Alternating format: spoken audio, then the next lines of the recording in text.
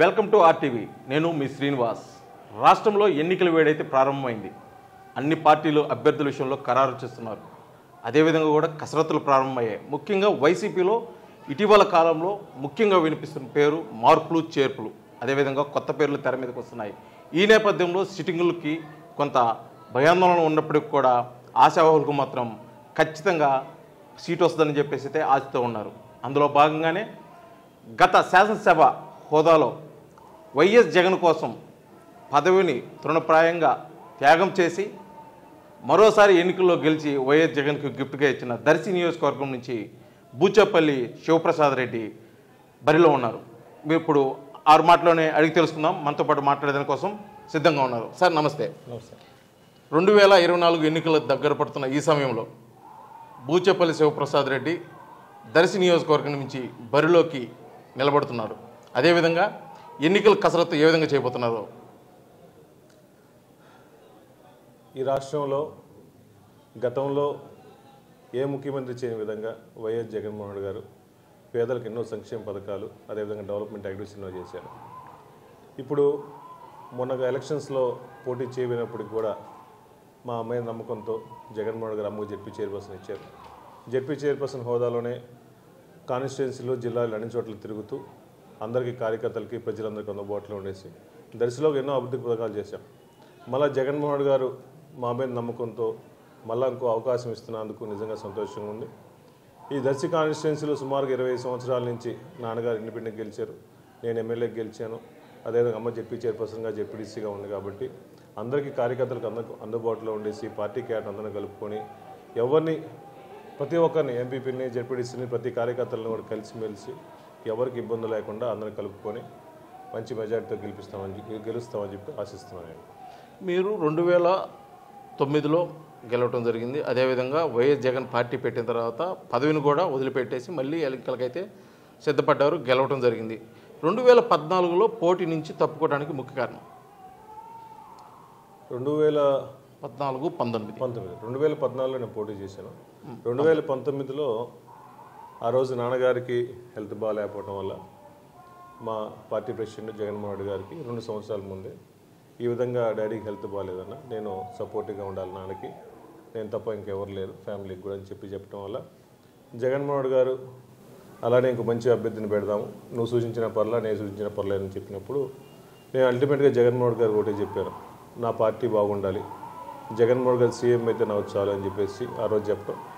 జగన్మోహన్ గారు సూచించిన క్యాండిడేట్ని మేము, మా పార్టీ క్యాడర్ అందరం కలిసి, మా బూచేపల్లి కుటుంబంలో అభిమానులందరూ కలిసి ఆ పార్టీ క్యాండిడేట్ గెలిపించడం జరిగింది. అప్పుడు దర్శి నియోజకవర్గంలో వైసీపీలో గ్రూప్ రాజకీయాలు, అదేవిధంగా 2 గ్రూపులు ఉన్నాయని చెప్పేసి అందరికి తెలిసిన విషయమే. మరోపక్క టీడీపీ, జనసేన, కొద్ది రోజుల్లో బీజేపీ కూడా పొత్తు కలవచ్చు. వాళ్ళ పొత్తుతోటి చాలా స్ట్రాంగ్గా ఎన్నికలకైతే సిద్ధపడుతున్నారు. ఇటువంటి నేపథ్యంలో ఈ పొత్తులతో ఉన్న వాళ్ళని గ్రూప్ రాజకీయాల్లో ఉన్న వైసీపీ ఏ విధంగా ఎదుర్కోబోతుంటారు? ఏ పార్టీకైనా గ్రూప్ రాజకీయాలు ఉండవు. వాళ్ళు అందరూ ఆ పార్టీని క్యాడరే, ఆ పార్టీలో పనిచేసే వాళ్ళందరూ.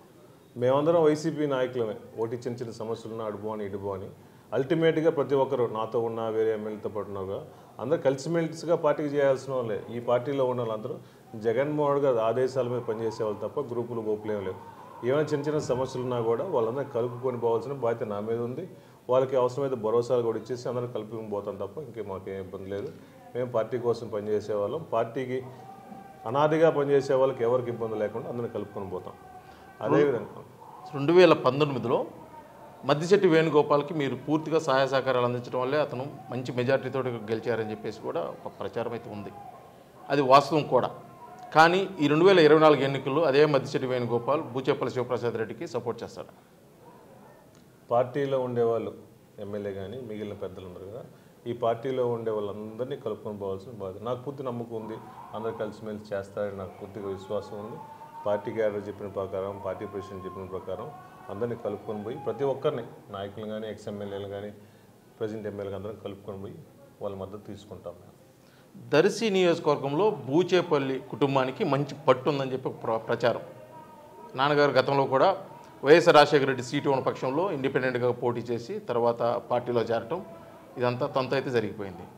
ఇటువంటి నేపథ్యంలో ఒకవేళ 2024 పేరు ఖరాని ఖరారు కాని పక్షంలో బూచేపల్లి శివదర్శి నియోజకవర్గం నుంచి ఇండిపెండెంట్గా పోటీలో ఉంటారా? డాడీ అంతకుముందు బూచేపల్లి వెంకయ్యమ్మ సుబ్బారెడ్డి చారిటబుల్ ట్రస్ట్ ఆధ్వర్యంలో ఎన్నో సేవా కార్యక్రమాలు పెట్టారు. పెట్టిన తర్వాత రాజకీయాల్లోకి ఆ రోజు కాంగ్రెస్ పార్టీలో ఉండి రాజకీయాల్లో ఆ రోజు ఉన్నప్పుడు ఆ రోజు రాజశేఖర్ గారు కూడా సీట్ ఇస్తామని చెప్పడం వల్ల డాడీ ఎమ్మెల్యేగా పోటీ చేయడానికి రెడీ అయ్యారు. కొన్ని అనివార్య కారణాల వల్ల పోటీ చేయలేకపోయాము.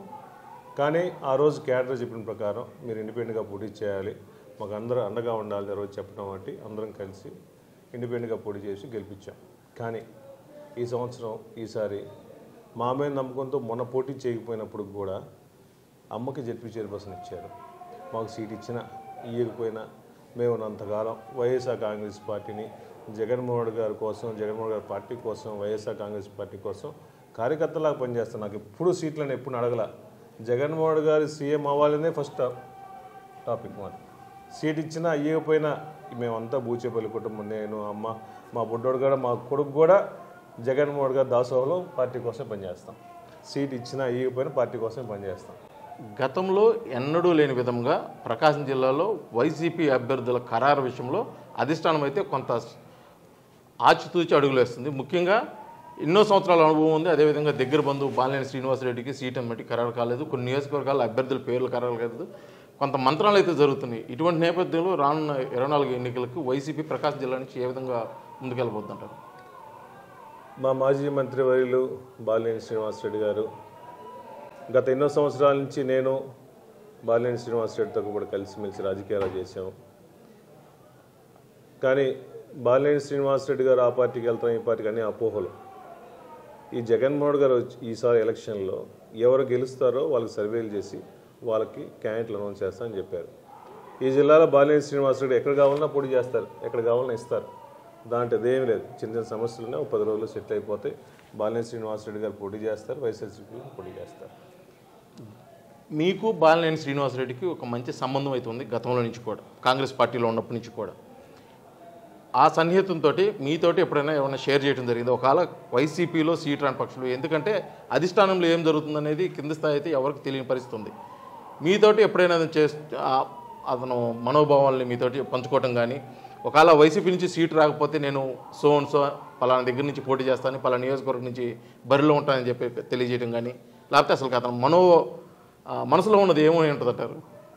బాలినేని శ్రీనివాసరెడ్డి గారు ఈ జిల్లాలో కీలకమైన వ్యక్తి.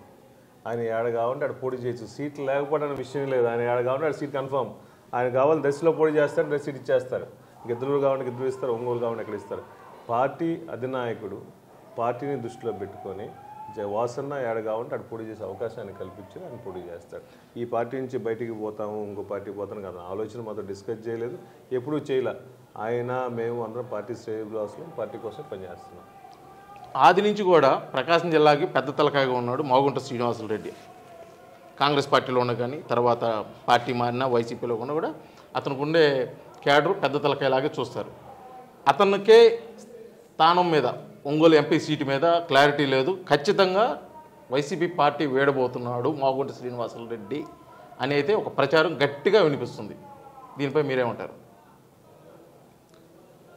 మాగుంట శ్రీనివాసరెడ్డి గారు అనాదిగా ప్రకాశం జిల్లాలో చిరపరిచితులు. మాకు ఎంపీగా పనిచేశారు, మంచి వ్యక్తి. గతంలో కూడా అంతకుముందు ఒకసారి టీడీపీకి పోయి మళ్ళీ మన జగన్మోహన్ గారి మీద అభిమానంతో పార్టీ మీద వచ్చారు. చిన్న చిన్న పార్టీలో స్పెక్యులేషన్లు, జనాల్లో స్పెక్యులేషన్ వస్తున్నాయి. కానీ మాగుంట శ్రీనివాసరెడ్డి గారు వేరే పార్టీ సైజ్ చూస్తున్నారు. అదేం లేదు. మొన్న రీసెంట్గా ఐపాక్ కూడా పిలిచి ఈ పార్టీలో పోటీ చేయమని చెప్పి అడిగినట్టున్నారు. అది కూడా 3-4 డేస్లో సేమ్గా దృష్టికి తీసుకెళ్ళి అవి కూడా సెటిల్ అయిపోతాయి. మొత్తానికైతే 2024కి ఎన్నికలకు ప్రకాశం జిల్లా నుంచి వైసీపీకి ఎన్ని సీట్లు ఇవ్వబోతున్నారు? ఉమ్మడి ప్రకాశం జిల్లాలో మొత్తం అన్ని సీట్లు కైవసం చేసుకుంటాం మేము. ఎందుకంటే గతంలో 4 సీట్లు మనం 2019 ఎలక్షన్లో మిస్ అయ్యాం. అయితే గణాంకాలు అటు చెప్పట్లేదు. గత 2 దఫాలుగా పరుచూరు ఏలూరు సాంబశివరావు గారు, అదేవిధంగా 3 దఫాలుగా గొట్టిపాటి రవికుమార్, 2 దఫాలుగా కొండేపి శాసనసభ్యులు డోలాశ్రీ బాలవీరంజన స్వామి, ఇలా వాళ్ళు హ్యాట్రిక్ల కోసం అదేవిధంగా గెలుపు గుర్రాలు అయ్యి వాళ్ళు బరిలో అయితే ఉన్నారు. ఇలాంటి స్థానాల్లో వైసీపీ ఏ విధంగా ఎదుర్కోబోద్దంటారు? ఈసారి ఎలక్షన్స్లో ప్రజలు ఏం చూస్తున్నారంటే లోకల్ ఎమ్మెల్యేని చూట్ల చంద్రబాబు నాయుడు గారు మంచి వ్యక్త, జగన్మోహన్ గారు మంచి వ్యక్త అని చూస్తున్నారు. జగన్మోహన్ గారు అంతకుముందు ప్రభుత్వంలో ఇచ్చిన హామీలను నెరవేర్చారా లేదా, చంద్రబాబు నాయుడు నెరవేర్చారా లేదని చూస్తున్నారు తప్ప ఈ లోకల్ క్యాండిడేట్లు చూసే పరిస్థితి లేదు. అదేవిధంగా జగన్మోహన్ గారు వచ్చిన తర్వాత ప్రతి బెనిఫిట్ పేదవాళ్ళకి డైరెక్ట్గా రావాలని చెప్పేసి రాష్ట్రంలో ఎంతమంది ఉంటే అంత డైరెక్ట్గా అకౌంట్లో కొడుతున్నారు. అంతకుముందు పెన్షన్లు రావంటే గంటలతో తిరిగేవాళ్ళు, ఆఫీసులు పోయేవాళ్ళు. డైరెక్ట్గా వాలంటీర్ సిస్టమ్ వచ్చింది.